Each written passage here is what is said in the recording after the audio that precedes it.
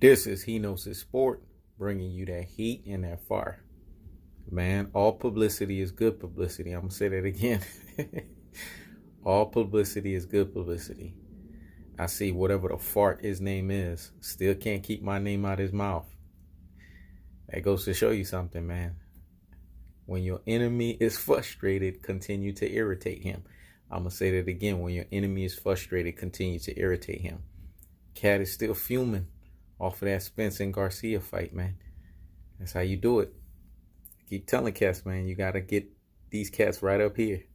Got to let that thing stick. Yeah. One of my subs told me, man, him and DT3, I guess they have this coalition. Him, DT3, and Bruce fucking Vane. They all belong together. They all should be married together. These freaking fanboys. That's what they are. Because they all talk the same bullshit. The NBBC, they done created some bullshit. Non-boxing bias community. That's no different than LDBC. See, that's the thing. See, me, I'm independent. I don't need to be part of no community bullshit. I guess everybody want to feel part of some kind of coalition or some kind of group or some shit like that. They're not natural born leaders. They're fucking followers. Me, I'm a leader, man. I don't need to be a part of no bullshit coalition. I'm independent, man. I'm a free agent. I go and roam wherever the freak I want to roam at. And that's just the truth of the fact of the matter. But the dude mentioned me back on 330, calling me the smoothie guy. You know, the way he was sounding on there, because I had to go and listen because one of my subs was like, yo, go check this out, man. They coming for you. But I didn't really take it that way. I took it as, you know what I'm saying, a compliment, actually. Because my name is still in the dude's mouth. You know what I'm saying? And in DT3, contrary to what people think, you know, hats off to that dude. I actually respect him. I just didn't like that video that he made about Mikey Garcia and freaking Earl Spence. I mean, it was just a ridiculous video, and I called him out on it. But one thing I could respect with that dude is he stepped to me like a real G. And I could respect somebody that steps to me that way. So I'm not coming for that dude. Not anymore. Not unless he comes for me. If he comes for me, y'all let me know, and then I'll ether and murk his ass accordingly. But I think I got his attention with that one video that I did, because that was an 8 Mile type of ethering and murking. So I don't feel I need to continue on, you know what I'm saying? Because me and him, you know, he stepped up to me like a real G out here in these boxing streets. We had our little back and forth, and that's it. It's done. Sometimes you don't need to overkill something. But all publicity is good publicity, man. But on to this video. Let's talk about Vasilly Lomachenko. Listen, man. That dude is not heavily overrated. I keep telling people this. You heard his last commentary when he was coming after Teofimo Lopez, and he was coming after, you know what I'm saying, Tank Davis. He was coming after a lot of people. And what'd he say? What'd he say? He said a dog does not sit at the same table as a lion. A dog does not eat the same meal that a lion eats. That's what Teofimo Lopez is to him, a fucking dog. If you throw a dog in the cage with a lion, what the hell you think's about to happen to that damn dog? Even if it's a fucking pit bull, what the hell you think was going to happen to that damn dog? His ass is going to get eaten, because you know lions, man, they eat damn near 800 to 1,000 pounds of meat daily, man.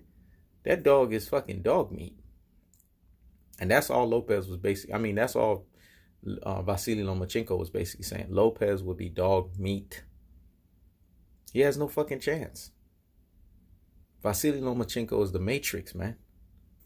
He will pose too much puzzles for the likes of a Teofimo Lopez to figure out. All that stuff where Teofimo Lopez keeps his hands down, you know what I'm saying, and tries to, you know, parry his punches with his footwork.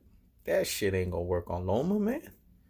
All that I'm trying to catch punches with my hand, you know what I'm saying, and I'm keeping my foot down. That reminds me of Sergio Martinez and Roy Jones Jr. That's what it reminds me of. Because in their heyday, when they had their legs, they kept their hands down. And their legs were able to allow them to offset their opponents. But as they aged, what happened? When they lost that footwork, what happened? Those shots were landing flush. That's the same thing that's going to happen with Teofimo Lopez. What I'm worried about with that defensive strategy and that defensive style is cats tend to fall into bad habits, especially if they're facing competition that is not to their levels. And then when they finally have a step-up fight, if they've been doing that bad habit over and over and over again, they haven't fixed it, then they're going to tend to go to familiarity when they're fighting even step-up competition. This is why I want to see Teofimo Lopez clean that up now. Develop a high guard stance. Learn how to block with his hands.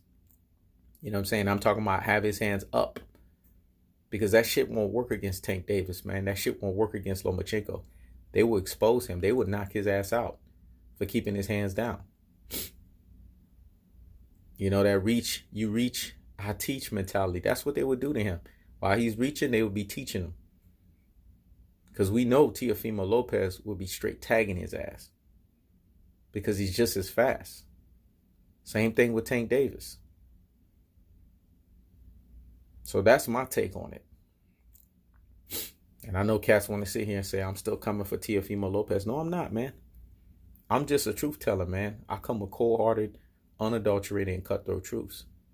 The kid has skills. He has potential to be a great one. But that dad of his, man, another Angel Garcia, man, I'm telling y'all motherfuckers that shit. Y'all got to see what I'm talking about. And time will tell. You'll see what I'm talking about. You'll remember. Y'all gonna put respect on He Knows His Sports name for bringing y'all that what? That heat and that fire. But Loma's no joke right now, man. Don't nobody want to see Loma right now at 135. The man's only 31 years old. Really, I see Loma going downhill by the time he's 34. He's gonna dominate for 3 more years, easily. That's my take on it. The only person that can challenge him, realistically, is Tank. But that's if Tank is active. Right now, this Tank that's in front of me, even he won't be able to fight against the likes of Vasilly Lomachenko. Loma been calling his ass out. We've noticed. Loma's been calling all these fuckers out. But they not quick to get in the ring with him. Teofimo Lopez is the only one that's quick, but he can get it, man. And I'm done defending these young cats. Because I'm defending them. When I sit there and say that they too fucking green, it's my way of defending them and telling them they're not ready. But if you want that fight, go ahead and take it, man. Please, take that fight. So that you can slap yourself in the head after you get humbled. You, your dad, and your team.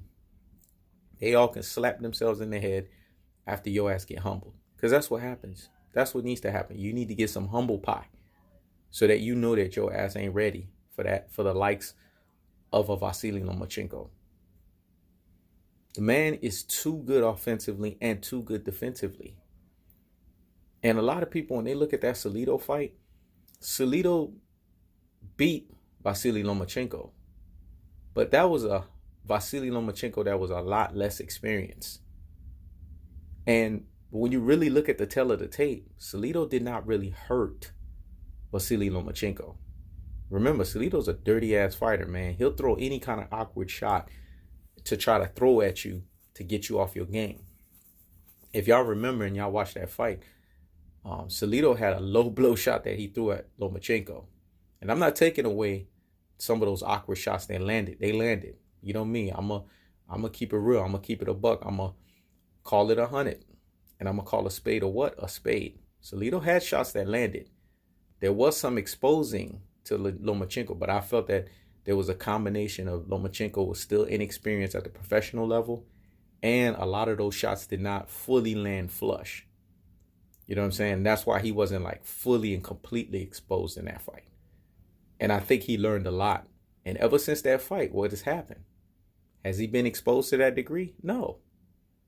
Because even in the Pedraza fight, where he didn't look his best, he still didn't get exposed.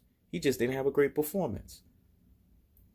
So that's credit to him having the mental fortitude of learning what he did from that fight and becoming the fighter that he is today. It speaks volumes. I just don't see nobody seeing him right now at 135. I'm sorry. To me, that dude is legit. And if anybody tries to see him, they're going to get exposed right now. And that's including Tank. If Tank don't get his ass active and start fighting more fights, you know what I'm saying, and make weight, even he can get exposed. Because I believe he's the only one that can beat Loma, but he has to be at his best. That's my take on it. This is He Knows the Sport. Check it out.